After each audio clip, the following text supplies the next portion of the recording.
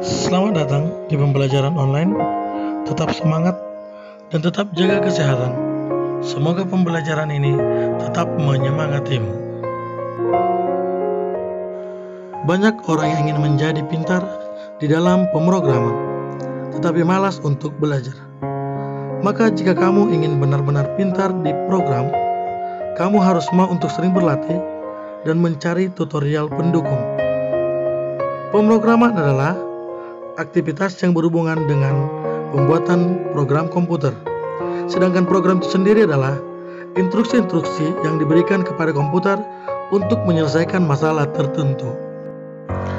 Kita tidak bisa asal saja membuat sebuah program, karena membuat sebuah program tidak semudah membalikan telapak tangan.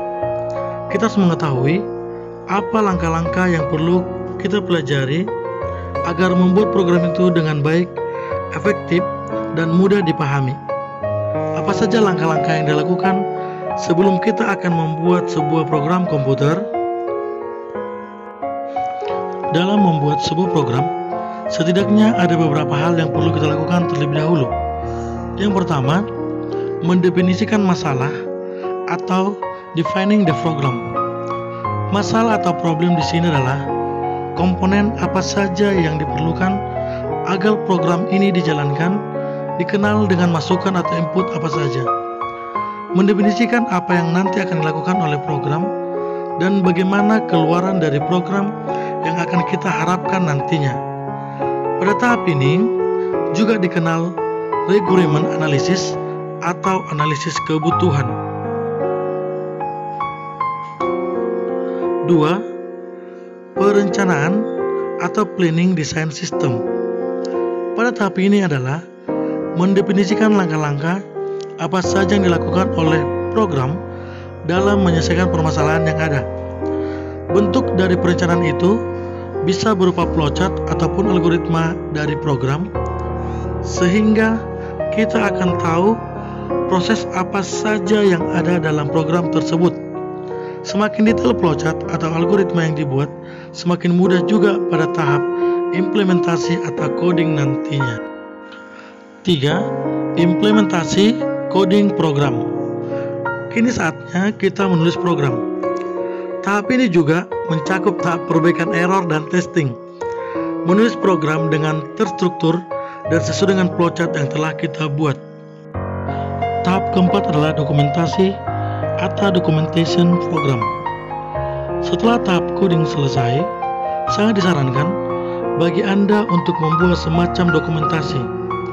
Tambahkan komentar-komentar pada program Anda dan bukukan program yang akan Anda buat. Hal ini akan bermanfaat jika Anda sudah membuat program yang begitu banyak dan suatu ketika nanti, kemungkinan bertahun-tahun, Anda ingin mengambil sebagian dari kode program Anda yang lama untuk disisipkan pada program Anda yang baru. Bayangkan jika Anda tidak membuat dokumentasi.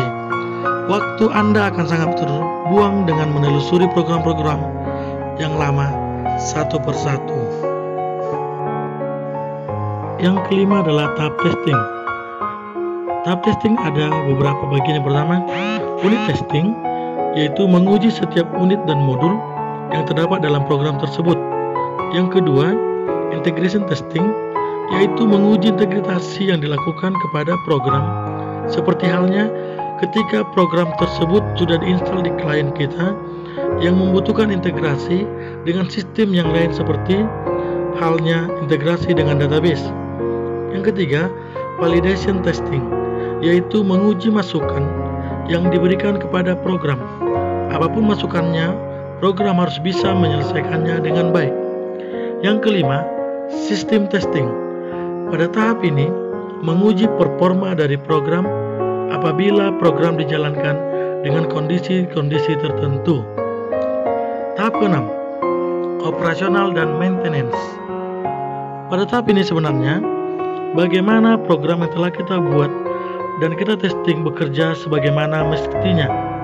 Update program, menyelesaikan kesalahan yang tidak ditemukan pada saat testing. Untuk selanjutnya, untuk memahami langkah-langkah yang perlu yang kita juga lakukan sebelum melakukan pembuatan sebuah program adalah lihat gambar-gambar berikut dengan seksama.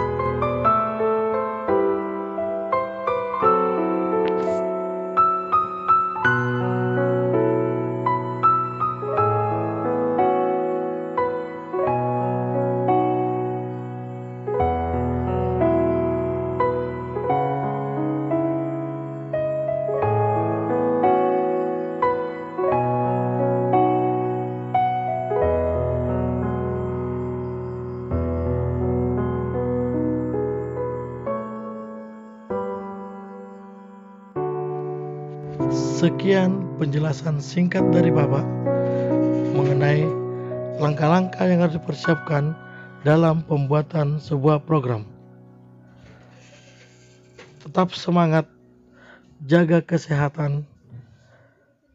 Karya Damri Mulyo Tabalian, Eskom, SMK Bisa, RPL selalu